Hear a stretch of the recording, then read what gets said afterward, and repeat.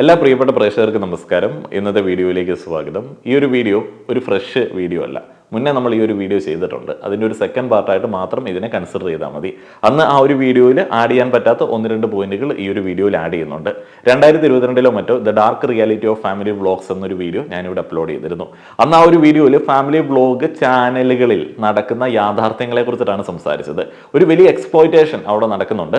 അത് വിദേശത്തുള്ള ചില ചാനലുകളുടെ എക്സാമ്പിൾസ് വെച്ചിട്ടാണ് അന്ന് എക്സ്പ്ലെയിൻ ചെയ്തത്. എന്നാൽ വർഷം 1-2 കഴിഞ്ഞു. ഈ ഒരു അവസ്ഥയിൽ നമ്മൾ അത്തരത്തിലുള്ള ഒരു വീഡിയോ ചെയ്യുകയാണെന്നുണ്ടെങ്കിൽ വിദേശത്തേക്ക് പോകേണ്ട ആവശ്യമില്ല. വളരെയധികം ക്രൂരമായിട്ടുള്ള ചില സംഭവങ്ങൾ നമ്മുടെ നാട്ടിൽ നിന്ന് തന്നെ നമുക്ക് അതിലേക്ക് ഉൾപ്പെടുത്താനായിട്ട് സാധിക്കും. അത്രയധികം ഫാമിലി വ്ളോഗ് ചാനലുകൾ അവരുടെ കുടുംബ പ്രശ്നങ്ങൾ ഇവിടെ സോഷ്യൽ മീഡിയയിൽ വ്യാപകമായിട്ട് നമുക്ക് കാണാനായിട്ട് പറ്റും. അതെല്ലാം പലപ്പോഴും ഒരു ക്രിമിനൽ രീതിയിലേക്ക് വരെ പോകുന്നതും നമ്മൾ ഈ ദിവസങ്ങളിൽ കാണുന്നതാണ്. ഞാൻ വളരെയധികം താല്പര്യത്തോടെ കണ്ടിരുന്ന ഒരു ഫാമിലി വ്ളോഗ് ചാനൽ, അവരുടെ ബന്ധങ്ങൾ അതൊക്കെ ഏറ്റവും ടോക്സിക് ആയിട്ടുള്ള ഒരു രീതിയിലേക്ക് പോകുന്നതും ഈ ദിവസങ്ങളിൽ കാണാനായിട്ട് സാധിച്ചു. അത്രയധികം ഭീകരമായിട്ടുള്ള ഒരു അവസ്ഥയാണ്. ഇന്ന് നമ്മൾ അഡീഷണൽ ആയിട്ട്, അന്നത്തെ വീഡിയോ കാണാത്ത ആളുകളൊന്ന് കണ്ടു നോക്കുക, അഡീഷണൽ ആയിട്ട് ആഡ് ചെയ്യുന്നത് 3 പോയിന്റുകളാണ്. ഒന്ന് പ്രഷർ, രണ്ടാമത് പെർഫോമൻസ്, മൂന്നാമത് പാർട്ട്ണർഷിപ്പ്. ഈ pressure to perform in a partnership business എന്നുള്ളതാണ് ശരിക്കും പറഞ്ഞാൽ ഫാമിലി വ്ളോഗ് ചാനലുകളുടെ ഒരു റിയാലിറ്റി എന്ന് പറയുന്നത്. ഇതൊരു പാർട്ട്ണർഷിപ്പ് ബിസിനസ് ആയിട്ട് തന്നെ നമ്മൾ കൺസിഡർ ചെയ്യണം. കാരണം ഇതിൽ ഇൻകം ഉണ്ട്, അതേപോലെ തന്നെ ഇതിലെ പാർട്ട്നേഴ്സ് പെർഫോം ചെയ്യേണ്ടതുണ്ട്, അതേപോലെ തന്നെ ഒരു പ്രഷർ അനുഭവിക്കേണ്ടതുണ്ട്. ഈ ഒരു പ്രഷറും പെർഫോമൻസും ഇതിനകത്തെ പാർട്ട്ണർഷിപ്പും ഒരു വീട്ടിലാവുന്ന സമയത്ത് അവിടെ ഉണ്ടാവുന്നത് അതിഭീകരമായിട്ടുള്ള ഒരു അവസ്ഥയായിരിക്കും. പലപ്പോഴും ഫാമിലി വ്ളോഗ് ചാനലുകളുടെ രസം പിടിപ്പിച്ച വീഡിയോസിന്റെ പിന്നിലുള്ള പ്രഷറിനെ കുറിച്ചിട്ടൊന്നും നമ്മൾ ചിന്തിക്കാറില്ല. നമ്മൾ വെറുതെ കണ്ടു തള്ളുകയാണ്. അതേപോലെ തന്നെ ആളുകൾ കൂടുതലും ചെയ്യുന്ന ഒരു പണി എന്ന് പറയുന്നത് ആസ്വാദനം മാത്രമല്ല, ജഡ്ജിങ് ആണ്. ആ ഫാമിലി വ്ളോഗിലുള്ള ഇന്നയാൾ ഇങ്ങനെ ചെയ്തത് ശരിയായില്ല, അവർ ഇങ്ങനെ ഓഡിയൻസിനോട് ചെയ്യുന്നത് ശരിയല്ല, അവർ അങ്ങനെ അങ്ങോട്ടും ഇങ്ങോട്ടും ചെയ്യുന്നത് ശരിയല്ല. കണ്ടിന്യൂസ് ജഡ്ജ്മെന്റ് ആണ് കമന്റ് ബോക്സിലുള്ളത്. ഈ ഒരു ഫാമിലി വ്ളോഗ് ചാനലുകളൊക്കെ കൂടുതലായി കാണുന്ന ആളുകളും ഏറ്റവും കൂടുതൽ ആസ്വാദനം കണ്ടെത്തുന്നത് അവരെ തിരുത്താനും അവരെ ജഡ്ജ് ചെയ്യാനുമായിട്ടുള്ള ആ ഒരു പരിപാടിയിൽ ഏർപ്പെട്ടിട്ടാണ്. ഇതിൽ ഒന്നാമത്തെ ഒരു പോയിന്റിനെ കുറിച്ചിട്ട് തന്നെ പറയാം. പ്രഷർ. എവിടെ നിന്നാണ് ഈ പ്രഷർ വരുന്നത്? ഞാൻ പറഞ്ഞു നിർത്തിയ ആ ഒരു ജഡ്ജിങ് മെന്റാലിറ്റി ഉള്ള പ്രേക്ഷകരാണ് ഏറ്റവും കൂടുതൽ പ്രഷർ കൊടുക്കുന്നത്. വളരെ സുഖകരമായിട്ട് പോയിക്കൊണ്ടിരുന്ന ഒരു കുടുംബം, അത് സന്തോഷ സമ്മിശ്രമായിരിക്കാം, ആ ഒരു രീതിയിൽ പോയിക്കൊണ്ടിരുന്ന ഒരു കുടുംബം ആളുകളുടെ മുൻപിലേക്ക് കാണിച്ചു കൊടുക്കുന്ന സമയത്ത് ഈ പ്രേക്ഷകർ പറയുന്നത് പോലെ ഇവർക്ക് അങ്ങോട്ടും ഇങ്ങോട്ടും ബിഹേവ് ചെയ്യേണ്ടി വരും. എന്ന് വെച്ച് കഴിഞ്ഞാൽ ഇവരുടെ ഒരു ബന്ധം പ്രേക്ഷകന് ആസ്വദിക്കാൻ പറ്റുന്ന രീതിയിലേക്ക് ഒന്ന് കാണിച്ചു കൊടുക്കേണ്ടി വരും. ആ ഒരു ബന്ധം കാണിച്ചു കൊടുക്കുന്നതിനിടയിൽ അവർക്ക് സ്ക്രിപ്റ്റുകൾ എഴുതേണ്ടി വരും. ആ ഒരു ബന്ധം കാണിച്ചു കൊടുക്കുന്നതിന് മുൻപ് അവർക്ക് റിഹേഴ്സൽ എടുക്കേണ്ടി വരും, ക്യാമറ ഓൺ ആക്കേണ്ടി വരും. ഒന്ന് ആലോചിച്ച് നോക്കുക, നമ്മൾ ഹയർ ചെയ്തിട്ടുള്ള ആക്ടേഴ്സ് ഒന്നുമല്ല. അതേപോലെ തന്നെ നമ്മൾ ഒരാൾക്ക് പെർഫോം ചെയ്യാൻ വേണ്ടി ഇട്ട് കൊടുക്കുന്ന റോളുകളുമല്ല അവിടെ ഉള്ളത്. അവിടെ സ്ഥിരമായി തന്നെ ഉള്ള അച്ഛൻ, അമ്മ, മക്കൾ, ഭാര്യ, കുഞ്ഞ് എന്നീ റോളുകളൊക്കെ തന്നെയാണ് വീണ്ടും ഒരു പെർഫോമൻസിന് വേണ്ടി റെഡി ആവുന്നത്. അവർ വീണ്ടും അങ്ങ് ആക്ട് ചെയ്യുകയാണ്. ആ ഒരു ആക്ടിങ് എന്ന് പറയുന്നത് കണ്ടിന്യൂസ് ആയിട്ടുള്ള ഒരു പ്രഷറാണ്. ഇത് എല്ലാ ദിവസവും ആവുന്ന സമയത്ത്, എല്ലാ ദിവസവും പല ആളുകൾക്കും പല മൂഡാണ്, എല്ലാ ദിവസവും ഒരേപോലെ പെർഫോം ചെയ്യേണ്ടി വരുന്ന സമയത്ത് അതൊരു വലിയ പ്രഷർ കുക്കർ പോലെ ആയിരിക്കും ആ ഒരു വീട് എന്ന് പറയുന്നത്. ഒരു വീട്ടിൽ കാലങ്ങളായിട്ട് ഒരുമിച്ച് താമസിക്കുന്ന ആളുകൾ ഒരു വീഡിയോ കണ്ടന്റ് ആയിട്ട് അവരുടെ ലൈഫിനെ നമ്മളെ മുൻപിലേക്ക് കാട്ടിത്തരുന്ന സമയത്ത് കണ്ടിന്യൂസ് ആയിട്ട് എല്ലാ ദിവസവും ഒരേപോലെ തന്നെ അങ്ങോട്ടും ഇങ്ങോട്ടും സ്നേഹിക്കുകയാണ്, സ്നേഹപ്രകടനങ്ങൾ നടത്തുകയാണ്. അത് തന്നെ വലിയൊരു ഫേക്കാണ്. നമ്മളൊക്കെ ഓരോ കുടുംബത്തിൻ്റെയൊക്കെ ഭാഗമായിട്ടുള്ള ആളുകളാണ്. ഓരോ ദിവസം ഓരോ മൂഡാണ്. ചില ദിവസം അങ്ങോട്ടും ഇങ്ങോട്ടും ഇത്തിരി വഴക്കുണ്ടാക്കും, അത് ഒരു ദിവസം മുഴുവൻ മിണ്ടാതിരിക്കുന്ന ഒരു രീതിയിലേക്ക് വരും. എന്നാൽ ഫാമിലി വ്ളോഗ് ചാനലുകളിൽ അത്തരത്തിലുള്ള പരിപാടികൾ നടക്കത്തില്ല. പിന്നെ കുറച്ചും കൂടെ വൾണറബിൾ ആയിട്ടുള്ള സൈഡുകളെ കാണിച്ചു തരുന്ന ചില ഫാമിലി വ്ളോഗുകളൊക്കെ നമ്മുടെ ഇവിടെ ഉണ്ടായിരുന്നു. എന്നാൽ അവർ കണ്ടിന്യൂസ് ആയിട്ട് പിന്നെ ഈ കുടുംബത്തിലുള്ള വഴക്കുകൾ കാട്ടി തരുന്ന രീതിയിലേക്കായി അവർ അത് ഒരു ഡ്രാമയാക്കി മാറ്റുകയും ചെയ്തു. ഒന്ന് ആലോചിച്ച് നോക്കുക, നമ്മളൊക്കെ എന്തിനാണ് പണം ഉണ്ടാക്കുന്നതും പഠിക്കുന്നതും ജോലി വാങ്ങുന്നതും കരിയർ ബിൽഡ് ചെയ്യുന്നതും ഒക്കെ?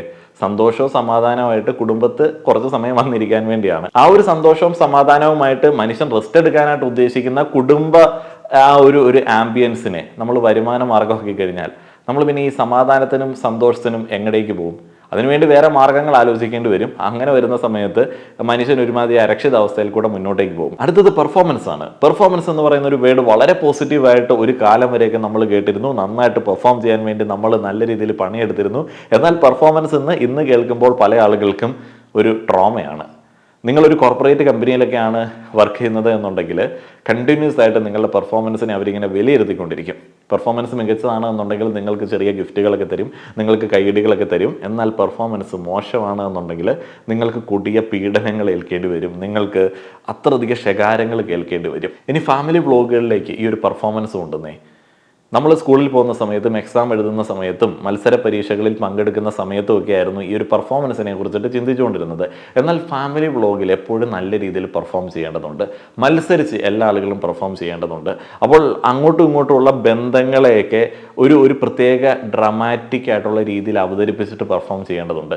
ഈ ഒരു പെർഫോമൻസ് എന്ന് പറയുന്നത് പലപ്പോഴും മാസ്ക് ഇട്ട് നടത്തേണ്ടതുണ്ട്. അത് പലപ്പോഴും ഒരു ആക്ടിങ് എന്നുള്ള രീതിയിലേക്ക് വരാറുണ്ട്. കുട്ടികളുടെ കാര്യമാണ് ഏറ്റവും ഭീകരം. അവർ ജനിക്കുന്ന സമയത്ത് തന്നെ ഫാമിലി വ്ളോഗ് ഉള്ള ഒരു ചാനലിലേക്കാണ് പിറന്നു വീഴുന്നത് എന്നുണ്ടെങ്കിൽ തീർന്നു, അവരുടെ ലൈഫ് ഫുള്ളായിട്ട് റെക്കോർഡ് ചെയ്യപ്പെട്ടുകൊണ്ടിരിക്കുകയാണ്. അവരുടെ വളർച്ചാ കാലഘട്ടം മുഴുവൻ കരക്കാർ ഇങ്ങനെ അഭിപ്രായം പറഞ്ഞുകൊണ്ടിരിക്കുകയാണ്. നമുക്കൊക്കെ ചിലപ്പോൾ എക്സ്പീരിയൻസ് ഉണ്ടാവും, കൊച്ചു കുട്ടികൾ കള്ളത്തരങ്ങളൊക്കെ കാണിച്ചിട്ട് അവർ നമ്മളുടെ മുൻപിൽ ഇങ്ങനെ നിൽക്കുന്നത്. പണ്ടത്തെ കുട്ടികളുടെയൊക്കെ നിഷ്കളങ്കമായിട്ടുള്ള ചില കള്ളത്തരങ്ങളൊക്കെ കാണുന്ന സമയത്ത് ഈസിലി നമുക്ക് കണ്ടുപിടിക്കാനായിട്ട് പറ്റും. കാരണം അവർക്ക് അഭിനയിക്കാനായിട്ട് അറിയത്തില്ല കൊച്ചു കുട്ടികൾക്ക്. ഇനി മറ്റൊരു എക്സ്പീരിയൻസ് പറയാം, നിങ്ങളിൽ പല ആളുകൾക്കും അത് ഫീൽ ചെയ്തിട്ടുണ്ടാവും. ഉണ്ട് എന്നുണ്ടെങ്കിൽ ഉറപ്പായിട്ടും ഒരു കമൻ്റായിട്ട് ഇടുക. ഞാനൊക്കെ ചെറുതായിരുന്ന സമയത്ത് കേബിൾ ടി വി ഒന്നും അത്ര പ്രചാരത്തിലുള്ള സംഗതിയല്ല. ഞങ്ങളുടെ നാട്ടിലൊന്നും തീരെ കേബിൾ ടി വി ഇല്ല. ഞങ്ങൾക്കൊക്കെ 1-2 ചാനൽ മറ്റേ ഈ ആൻറ്റിന വെച്ചിട്ടുള്ളതും അയൽവക്കത്തെ വീട്ടിൽ ഡിഷ് വെച്ചിട്ടുള്ളതും ഒക്കെയാണ്. എന്നാൽ ഫുൾ ടൈം കേബിൾ അവൈലബിൾ ആയിട്ടുള്ള വീടുകളിലെ കുട്ടികൾ വേറൊരു രീതിയിലൊക്കെ സംസാരിക്കുന്നതായിട്ടൊക്കെ ഞാനൊന്ന് ശ്രദ്ധിച്ചിട്ടുണ്ട്. കാരണം ആ ഒരു കുട്ടികൾ കുറച്ചുകൂടി എക്സ്ട്രോവേർട്ട് ആയിട്ടുള്ള ക്യാരക്ടറുകൾ പുറത്ത് കാണിക്കും. അവർ സംസാരിക്കുമ്പോഴത്തേനും മറ്റേ സീരിയലിനകത്ത് ഡയലോഗുകളൊക്കെ വരും. അത് അന്നത്തെ ടെലിവിഷൻ ഇൻഫ്ലുവൻസ് ആയിരുന്നു. കുട്ടികളെ മാത്രമാണോ ബാധിച്ചത്? അല്ല, അമ്മമാരും വഴക്കുണ്ടാക്കുന്ന സമയത്ത് സീരിയലുകളിലെ ഡയലോഗുകൾ അടിക്കുന്നത് നിങ്ങൾക്കൊക്കെ അറിവുള്ള ഒരു കാര്യമായിരിക്കും. ഇന്ന് ഈ റിയൽ എക്സ്പീരിയൻസ് ആണ്. ഒരു കൊച്ചുകുട്ടി ജനിച്ച് അതൊന്ന് ഏറ്റു നിൽക്കാറാവുന്ന സമയത്ത് തന്നെ ന്യൂജൻ അമ്മമാരിൽ ചില ആളുകൾ റീലുകൾ എടുത്ത് ആരംഭിക്കും. ആ ഒരു കൊച്ചുകുട്ടി ഏതെങ്കിലും സിനിമാ രംഗത്തിനോടനുബന്ധിച്ചിട്ട് അഭിനയിക്കുകയാണ്. കൊച്ചുകുട്ടി അഭിനയിച്ചു തുടങ്ങുകയാണ്. ഈ പെർഫോമൻസ് ഒരു വലിയ പ്രഷറാണ്. അതൊരു ഭാര്യ, ഭർത്താവ്, അച്ഛൻ, മക്കൾ എന്നീ ബന്ധങ്ങൾക്കിടയിൽ നിന്ന് മറ്റുള്ള ആളുകൾക്ക് വേണ്ടി നിന്ന് ഈ ഒരു ബന്ധങ്ങൾ പെർഫോം ചെയ്ത് കാണിക്കുക എന്ന് പറയുന്നത് വലിയൊരു പ്രഷർ തന്നെയാണ്. ഈ ഒരു പെർഫോമൻസ് സ്ഥിരമായി ആവർത്തിക്കപ്പെടുന്ന സമയത്ത് ഉണ്ടാകുന്ന മറ്റൊരു പ്രശ്നം എന്താണെന്ന് വെച്ച് കഴിഞ്ഞാൽ ഇതിൽ റിയാലിറ്റി എന്താണ്, അതേപോലെ തന്നെ പെർഫോമൻസ് എന്താണ് എന്നുള്ളത് തമ്മിൽ ആളുകൾക്ക് മനസ്സിലാവാത്ത ഒരവസ്ഥ വരും. ഇപ്പം നമ്മളൊക്കെ ആകെ മൊത്തത്തിൽ എന്തെങ്കിലുമൊക്കെ വിഷമമായിട്ട് വീട്ടിലേക്ക് ചെന്നിട്ട് നമുക്ക് ഏറ്റവും വേണ്ടപ്പെട്ട ആളുടെ ഒപ്പം ഇരുന്ന് കരയുന്ന ആളുകളായിരിക്കാം, അല്ലെങ്കിൽ അവരോട് സംസാരിക്കുന്ന ആളുകളായിരിക്കാം. അപ്പോൾ അങ്ങനെയുള്ള ഒരു സേഫ് സ്പേസ് ആണ് നമ്മളുടെ വീട് എന്ന് പറയുന്നത്. സമാധാനമുള്ള ഒരു ഇടമായിട്ടാണ് നമ്മൾ അതിനെ കൺസിഡർ ചെയ്യുന്നത്. അങ്ങനെയുള്ള ഒരു സ്ഥലം പെർഫോമൻസിനുള്ള ഒരു വേദിയാവുകയാണെന്നുണ്ടെങ്കിൽ നമ്മളുടെ വൾണറബിലിറ്റീസ് എവിടെ കൊണ്ടേ കാണിക്കും. അതേപോലെ തന്നെ ഈ ഒരു വൾണറബിലിറ്റി എന്ന് പറയുന്നത്, അല്ലെങ്കിൽ ഈ ഒരു ഇമോഷണൽ അവസ്ഥ എന്ന് പറയുന്നത് മറ്റൊരാൾക്ക് ഒരു കണ്ടന്റിൻ്റെ സ്കോപ്പായിട്ട് തോന്നുകയാണെന്നുണ്ടെങ്കിൽ എന്തായിരിക്കും അതിൻ്റെ അവസ്ഥ? ഇവിടെയാണ് ഞാൻ മൂന്നാമതായി പറഞ്ഞ പാർട്ട്ണർഷിപ്പ് എന്ന് പറയുന്ന ഒരു കാര്യം വരുന്നത്. ഇതൊരു പാർട്ട്ണർഷിപ്പ് ബിസിനസ്സാണ്. ഈ ഒരു പണത്തിൻ്റെ അവകാശികൾ എന്ന് പറയുന്നത് ഇതിനകത്ത് പെർഫോം ചെയ്യുന്ന ആളുകളാണ്, തുല്യ അവകാശികളാണ്. അതൊരു കുടുംബമാകുമ്പോൾ അവിടെ ഒരു പ്രശ്നമുണ്ട്. ഇതൊരു ബിസിനസ്സാണ്, എല്ലാ ആളുകളും തുല്യമായിട്ട് തന്നെ വർക്ക് ചെയ്യേണ്ടതുണ്ട്. ഈ വരുമാനത്തിൻ്റെ ഏറ്റക്കുറച്ചിലുകൾ അങ്ങോട്ടും ഇങ്ങോട്ടും പ്രശ്നമുണ്ടാക്കാനായിട്ടുള്ള സാധ്യതയുണ്ട്. ഒന്ന് ആലോചിച്ച് നോക്കുക, നിങ്ങൾ 2 പേരെ ജോലിക്ക് വെക്കുകയാണെന്നുണ്ടെങ്കിൽ നിങ്ങൾ അവർക്ക് അളന്നു മുറിച്ച് ശമ്പളം കൃത്യമായിട്ട് കൊടുത്താൽ മതി. അവർക്ക് നിങ്ങളോട് യാതൊരുവിധ പ്രശ്നങ്ങളുമില്ല. അവരുടെ പെർഫോമൻസ് മോശമാണെന്നുണ്ടെങ്കിൽ നിങ്ങൾക്ക് നാളെ അവരെ ഒഴിവാക്കാം. പക്ഷെ ഒരു ഫാമിലി വ്ളോഗ് ബിസിനസ്സിൽ നിങ്ങൾക്ക് ഏത് അളവിൽ ആളുകൾക്ക് പൈസ കൊടുക്കാൻ വേണ്ടി പറ്റും, ഏതളവിൽ നിങ്ങളുടെ വർക്ക് സ്പ്ലിറ്റ് ചെയ്യും. ഇപ്പം ഒരാളായിരിക്കും ഷൂട്ട് ചെയ്യുന്നത്, എഡിറ്റ് ചെയ്യുന്നത്, ഒരാളായിരിക്കും ഈ ഒരു ചാനലിൻ്റെ ഐഡിയ മുന്നിലേക്ക് ഇട്ടിരിക്കുന്നത്, ഒരാളായിരിക്കും ബിസിനസ് കമ്മിറ്റ്മെൻറ്റ്സും റിലേഷൻസും ഉള്ള ഒരു വ്യക്തി. പക്ഷെ ബാക്കിയുള്ള ആളുകൾ നിങ്ങളുടെ പെർഫോം ചെയ്തെങ്കിൽ മാത്രമേ ഈ ഒരു ബിസിനസ് പ്രൊഡക്റ്റ് പുറത്തേക്ക് വരത്തുള്ളൂ. അത് സ്വന്തം ഫാമിലിയിൽ നിന്നാവുന്ന സമയത്ത്, ഒരു പ്രൊഡക്റ്റ് സ്വന്തം ഫാമിലിയിൽ നിന്നാവുന്ന സമയത്ത് ഈ ബിസിനസ് അസോസിയേഷൻ എന്ന് പറയുന്നത് എത്രത്തോളം പ്രഷറുള്ള ഒരു സംഗതിയായിരിക്കും. ഇവിടെ കുട്ടികളുടെ അവസ്ഥയാണ് അതിഭീകരം. ചൈൽഡ് ലേബറാണ്. ജനിച്ച് വീഴുകയും ചെയ്തു. അത് ഇവിടെയായിപ്പോയി. ജനിക്കുന്നത് മുതലുള്ള വിഷ്വലുകൾ, അതിന് മുൻപുള്ള വിഷ്വലുകൾ വരെ നാട്ടുകാർ മൊത്തം കണ്ടു. ലൈഫ് മൊത്തം അവർ കണ്ടുകൊണ്ടിരിക്കുകയാണ്. ബോധം വരുന്ന സമയമാകുമ്പോഴത്തേന് നാട്ടിൽ മൊത്തം ഇവർ പോലും അറിയാതെ സുപരിചിത അല്ലെങ്കിൽ സുപരിചിതനായിരിക്കും. അപ്പം ഇതൊരു വലിയ ചൂഷണമാണ്. ഇപ്പോൾ കുട്ടികൾക്ക് വരുമാനമില്ല, അപ്പോൾ അതുങ്ങളെ മാറ്റി നിർത്തിയേക്കാം. ബാക്കിയുള്ള ആളുകൾക്ക് വരുമാനം, ജീവിത രീതി, അതേപോലെ തന്നെ അവരുടെ വർക്ക് ഔട്ട്പുട്ട്, വർക്ക് ഇൻപുട്ട് എന്നീ കാര്യങ്ങളൊക്കെ വലിയ പ്രശ്നമാണ്. ഇതൊരു തൊഴിൽ മേഖലയാണ്, തൊഴിലിടമാണ്. അതൊരു കുടുംബത്തിലാവുന്ന സമയത്ത് നിങ്ങളൊന്ന് ആലോചിച്ച് നോക്കുക, നിങ്ങൾക്ക് നാളെ ഈ ഒരു തൊഴിൽ തുടരാൻ താല്പര്യമില്ല, നിങ്ങൾക്ക് റെസിഗ്നേഷൻ ഇടാൻ പറ്റുമോ? അല്ലെങ്കിൽ നിങ്ങൾക്ക് ശമ്പളം കൂട്ടിത്തരണം എന്ന് പറയാൻ പറ്റുമോ? അങ്ങനെ പറഞ്ഞു കഴിഞ്ഞാൽ ആ ഒരു കുടുംബ ബന്ധത്തിൽ ഉണ്ടാകുന്ന ഒരു വിള്ളൽ എന്ന് പറയുന്നത് നാട്ടുകാർ ഓഡിറ്റ് ചെയ്യുന്ന ഒരു കണ്ടന്റായിട്ട് നാളെ മാറും. ഒരു ജോലി മടുത്തിട്ട് റിസൈൻ ചെയ്തു എന്ന ആളുകൾ കൺസിഡർ ചെയ്യത്തില്ല.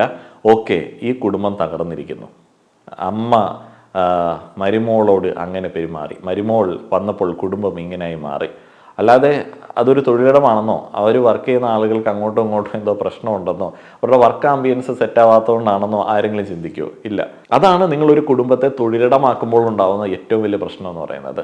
നമ്മുടെ നാട്ടിൽ ഒരു ബിസിനസ്സൊക്കെ തുടങ്ങുന്ന സമയത്ത് ഈ ഫാമിലി വ്ളോഗൊക്കെ കാണുന്ന വീട്ടിലെ അച്ഛനും അമ്മയൊക്കെ പറയും, മക്കളെ പാർട്ണർഷിപ്പ് ബിസിനസ് ആണെന്നുണ്ടെങ്കിൽ തുടങ്ങരുത്. എന്തുകൊണ്ടാണ് അവരത് പറയുന്നത്? പാർട്ട്നേഴ്സ് തമ്മിൽ അടി ഉണ്ടാവാൻ സാധ്യതയുണ്ട്, വലിയ ട്രോമ ഉണ്ടാവും.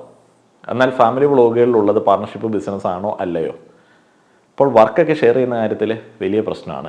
ഒന്ന് ആലോചിച്ച് നോക്കുക, രാവിലെ എഴുന്നേൽക്കുന്നു, സ്വന്തം വീടിനെ ഒരു തട്ടകമാക്കി മാറ്റുന്നു, അല്ലെങ്കിൽ ഒരു സിനിമ ഫ്രെയിം പോലെ ആക്കുന്നു, അവർ പെർഫോം ചെയ്യുന്നു, അവരതിൻ്റെ റവന്യൂ എടുക്കുന്നു, വീണ്ടും ഈ ഒരു സാധനം റിപ്പീറ്റ് ചെയ്യുന്നു.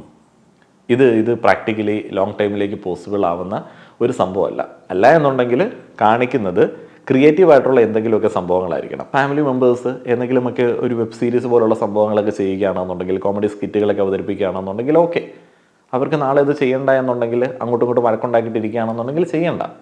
പക്ഷേ നിങ്ങൾ രാവിലെ മുതൽ വൈകിട്ട് വരെ അല്ലെങ്കിൽ ഒരു വീഡിയോയിൽ പെർഫോം ചെയ്യാനായിട്ട് ഉദ്ദേശിക്കുന്നത് നിങ്ങളുടെ ബന്ധങ്ങളിൽ ഊഷ്മളതയാണെന്നുണ്ടെങ്കിൽ അത് എല്ലാ ദിവസവും കാണിക്കേണ്ടി വരും. അതുപോലെ തന്നെ കാണിച്ചില്ലെന്നുണ്ടെങ്കിൽ ആളുകൾ പല കഥകൾ മെനയും. അതേപോലെ നിങ്ങളുടെ കുടുംബത്തിലെ കാര്യങ്ങളിൽ നിങ്ങൾ ബാക്കിയുള്ള ആളുകൾക്ക് മറുപടി കൊടുക്കേണ്ട ഒരവസ്ഥയിലേക്ക് വരും. ഒന്ന് ആലോചിച്ച് നോക്കുക, നിങ്ങളും നിങ്ങളുടെ വീട്ടിലുള്ള ആളുകളും തമ്മിൽ അടിയുണ്ടാക്കി, അതിൻ്റെ കാരണം നാട്ടിലുള്ളവന്മാരോട് പറഞ്ഞു കൊടുക്കണമെന്നുണ്ടെങ്കിൽ എന്തൊരു ദുരന്തമായിരിക്കും. ആ ഒരു ദുരന്തത്തിലേക്കാണ് ഫാമിലി വ്ളോഗ് ചാനലുകളൊക്കെ പോകുന്നത്. നിങ്ങളുടെ അഭിപ്രായങ്ങൾ അറിയാൻ ആഗ്രഹമുണ്ട്. നന്ദി.